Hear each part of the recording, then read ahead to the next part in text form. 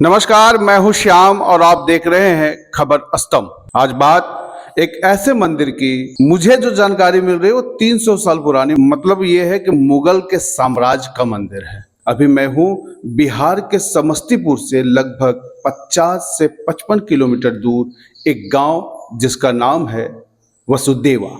वसुदेवा जहां एक मूर्त में अभी आपको दिखाऊंगा, मैं उस मंदिर पे हूं। आप पहले देखें कि यहाँ भगवान शिव खुद स्थापित हैं, इनकी पूजा प्रतिदिन होती है। और इधर भगवान गणेश, माँ पार्वती यहाँ खुद विराजमान हैं और साथ में भगवान कार्तिक भी हैं।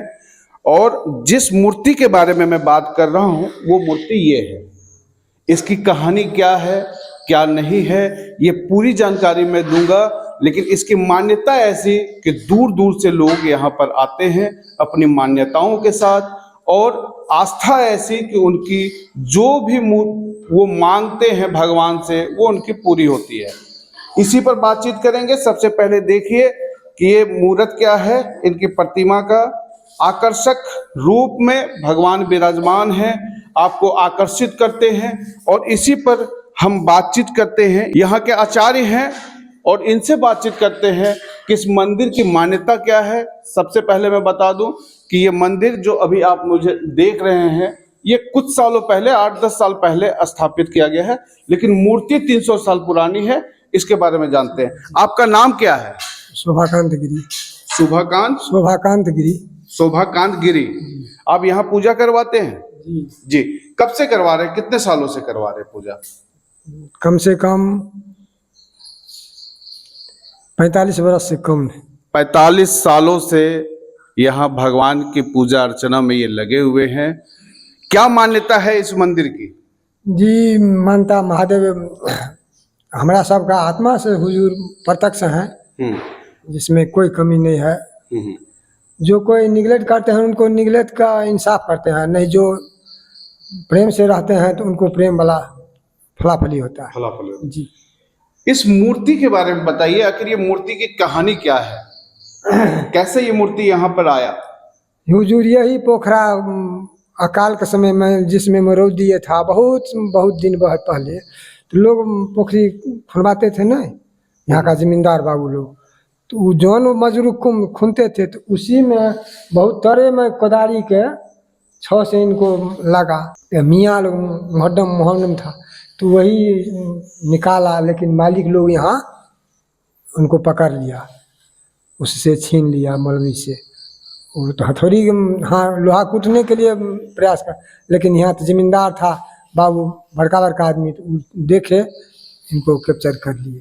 तो कैप्चर करके यहाँ लोग अपना स्थापित किए। तो ये 300 साल पुरानी है, ये कैसे पता चला आपको कि ये 300 साल पुराना है? वही पुराने लोग नहीं, हुजूर जो बाबा पितामह हैं, जो पुराना लोग थे, वही ने सूचना किए। हमारा बाबूजी आकर के और सब मालिक ले आकर के स्थापित किए, तब हम लोग तो तब आप लोग जाने। जी, हमारा पिताजी भी इनको साथ थे।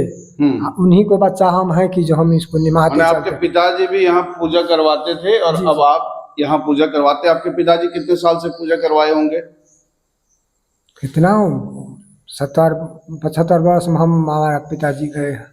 70-75 साल, मतलब मुझे जो समझ में आता है कि लगभग 45-50 साल उन्होंने भी पूजा करवाया होगा और 45-50 साल इनका भी पूजा करवाते समय हो गया। मतलब 100 साल तो ऐसे 2 पीढ़ी से हम समझ सकते हैं कि 100 साल इन्होंने पूजा अर्चना भगवान का किया है।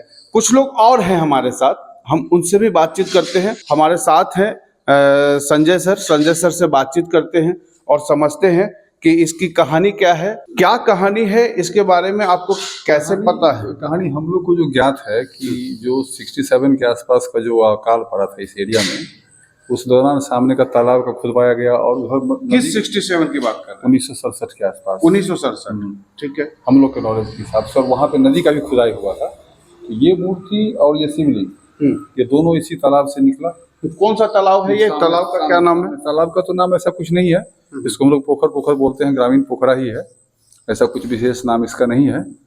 अब इसको ये यहाँ पे है, और इसी के साथ आप देखिएगा कि तालाब के किनारे 2 पेड़ है।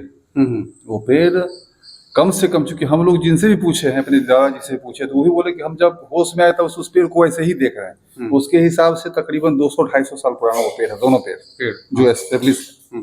और इसी के जोड़ी का वहाँ पे नदी के पास एक ब्रह्म स्थान है। वहाँ पे जो काला काला ब्लैक स्टोन का जो शिला सब निकला है, वो 2 फीट 2.5 फीट 3 फीट का, और वहाँ मूर्ति सब मिला। इसका किसी का पैर कटा हुआ है, किसी का हाथ कटा हुआ है, किसी का सर कटा हुआ है। वो वहाँ पे एस्टेब्लिश है। कहाँ पे है? ये थोड़ा सा बगल में, यहाँ पे मुश्किल से 200 मीटर दूर पे है। वो नदी के किनारे ब्रह्म स्थान है, वहाँ भी पूजा पाठ उनका होता है। वो उसके पहले का, मतलब वो भी ब्लैक स्टोन ही है। तो जैसा हम लोग पेपर में देखते हैं उसके हिसाब से काफी पुराना है। और जो ये है पीस, और उसके बाद यहाँ पे एक जनार्दन सिंह हुए बहुत पहले, उनके प्रयास से, फिर ग्रामीणों के सहयोग से, सारे जात धर्म के लोग मिल के बड़ा ही प्रेम से इसको, पूरे ग्रामीण लोग सब मिल करके अपना इकट्ठा करके इस मंदिर का स्थापना किए। इसमें गांव के हर लोगों का सहयोग है, इनको एस्टेब्लिश किया गया। और उसके बाद से अपना ये पूजा पाठ करते हैं। हम लोग भी आते जाते हैं तो पूजा पाठ होता है।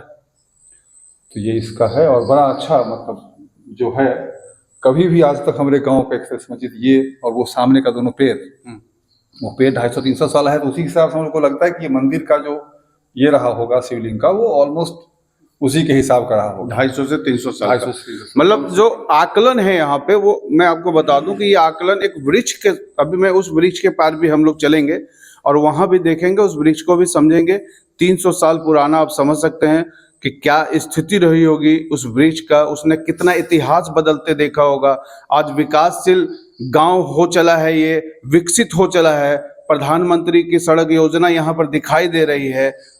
क्या स्थिति है उस पेड़ की, वो कहानी, उसने कितनी कहानियां देखी है, वो वहां पर चल के जानेंगे। उसी से लोग अंदाजा लगा रहे हैं कि इस मूर्ति का, ये भगवान शिव स्थित हैं, वो कृष्ण और राधा के रूप में मुझे दिख रहे हैं। यक्ष यक्षिणी की मूर्ति है, यक्ष और यक्षिणी की मूर्ति है। मुझे लग रहा था नीचे नंदी है। हाँ हाँ, नीचे नंदी है वहाँ पे। हाँ, आपको दिखेगा वहाँ पे शेर का भी है। उसके हिसाब से आप देख सकते हैं जो क्या कैसे क्या काल खंड होगा इसका, वो तो मतलब दूसरे तरीके से संभव है। लेकिन जो हम लोग जानते हैं उसके हिसाब से ये कोई नहीं देखा कि कब से है। जो वो कहता है हम जब से देखे ऐसे ही है, ऐसे ही देखा। ये समझने की बात है। देखिए, आस्था जब आती है, आस्था जब होता है, जब विश्वास होता है, तो लोग नहीं समझ पाते कि ये क्या है, लेकिन ये आस्था ऐसी है जो लोग मांगते हैं, यहाँ पूरी हो जाती है। इस मंदिर की यही कहानी है। आपको 2 लोगों के यहाँ जो गांव में हैं, इस गांव के रहने वाले हैं, उनसे बातचीत करवाया। अब इन्हीं लोगों के साथ हम वृक्ष की तरफ चलते हैं और समझते हैं, और वृक्ष को देखते हैं। 300 साल 250 साल पुराना इतिहास, मुगल काल का इतिहास हम आपको दिखाएंगे।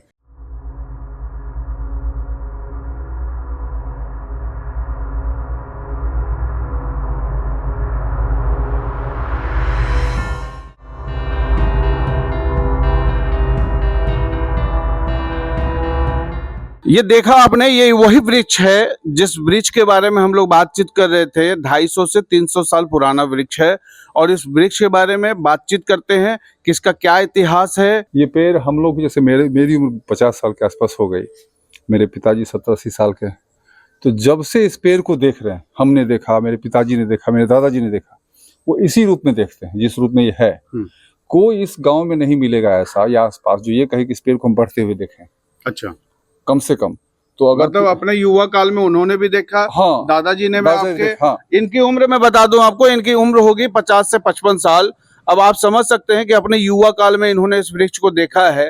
उसके बाद इनके पिताजी ने भी युवा काल में देखा और दादाजी ने देखा। तो हम हिसाब से कम इसको बढ़ने के हिसाब से जो हाइट है इसका, कम से कम ये 100 फीट के आसपास का है, 100 फीट से प्लस होगा ये।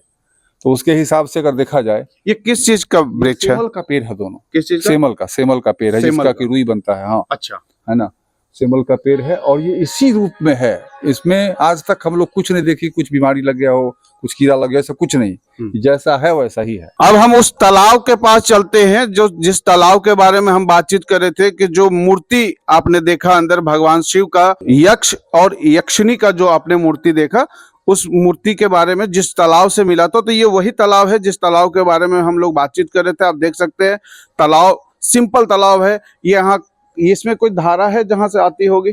नहीं, पानी वगैरह? ये कभी सूखता नहीं है।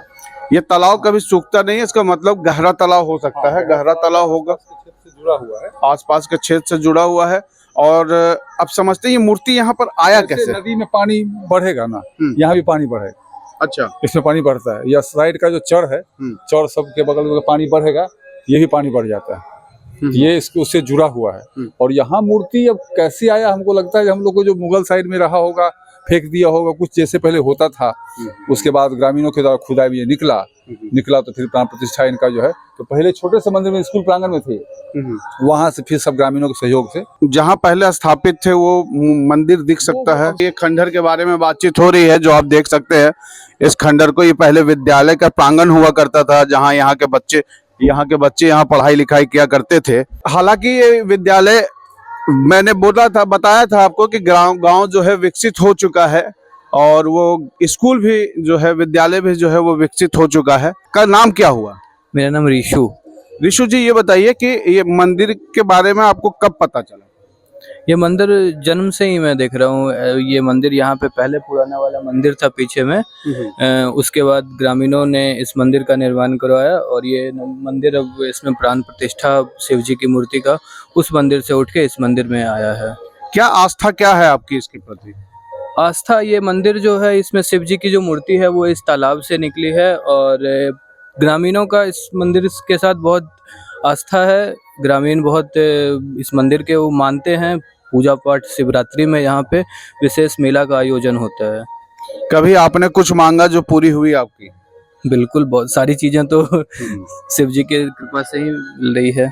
बोला जाता है कि जो हम मांगते हैं और जो पूरी हो जाती है, कई बार लोग नहीं बता पाते, ये भी नहीं बता पा रहे हैं। इसी तरह की पौराणिक कथाएं, पौराणिक मंदिरों के बारे में आपको बताते रहेंगे। मुझे दीजिए इजाजत, नमस्कार।